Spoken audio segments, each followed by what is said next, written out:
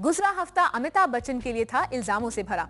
एक तरफ वो फंसे थे यूपी और महाराष्ट्र में अपनी जमीन के विवादों में, तो दूसरी तरफ चर्चा थी कम उम्र की हीरोइंस के साथ रोमांस करने की। अमिताभ बच्चन का प्रोफेशन ज्यादातर लोग तो एक्टर ही समझते हैं, मगर सुना है कि इनकम टैक्स विभाग के खजानों में वो है एक किसान। मगर बिग बी इसे टैक्स में छूट पाने की तिगड़म नहीं, बल्कि अपने प्रतिद्वंदियों के दिमाग की खुराफात बताते हैं। जब आप उनको प्रतिद्वंदी कहते हैं और जब वो छींटा कचने का कहते हैं, तो ये तो स्वाभाविक है, ये जीवन में होता है। सब चीज़ अगर जीवन में सही होती या सब चीज़ अच्छी होती तो हम फिर यहाँ हैं क्यों? हम तो फिर हमारा तो उद्धार हो जाता।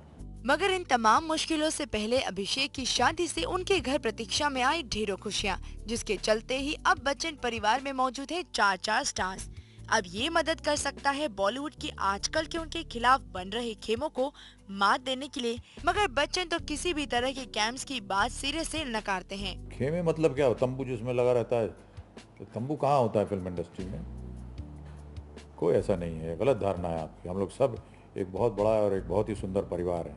बच्चन साहब ने हाल ही में अपने से आधी उम्र की तब्बू के साथ काम किया। उससे पहले उनकी हीरोइन बनी उनसे करीब 45 साल छोटी जिया खान, लेकिन इन दोनों को ही वो मानते हैं अपने फेवरेट्स। दोनों के साथ, दोनों सह कलाकार थी हमारी, दोनों ने बहुत ही उम्दा काम किया।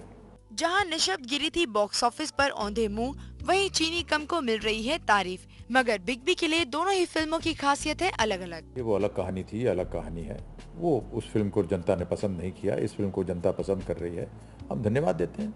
वैसे बच्चन की शूट आउट और चीनी कम रिलीज हुई एक ही दिन और इन दोनों ही फिल्मों को मिली अच्छी ओपनिंग, लेकिन लॉन्ग रन में कौन बाजी मारेगा, इस पर ट्रेड एक्सपर्ट बिग बी भी कुछ न कह सके।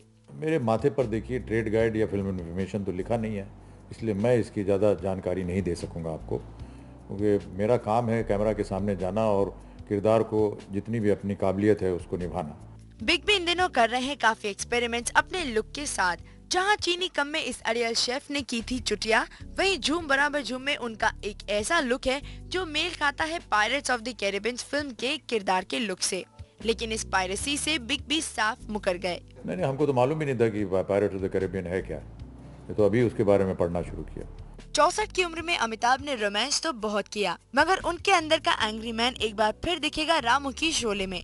गब्बर के रूप में अमिताभ बड़े पर्दे पर आएंगे, लेकिन पुराने गब्बर अमजद खान की तरह लोगों के दिल में खौफ पैदा कर पाएंगे कि नहीं, इसका फैसला वो छोड़ते हैं वक्त पर।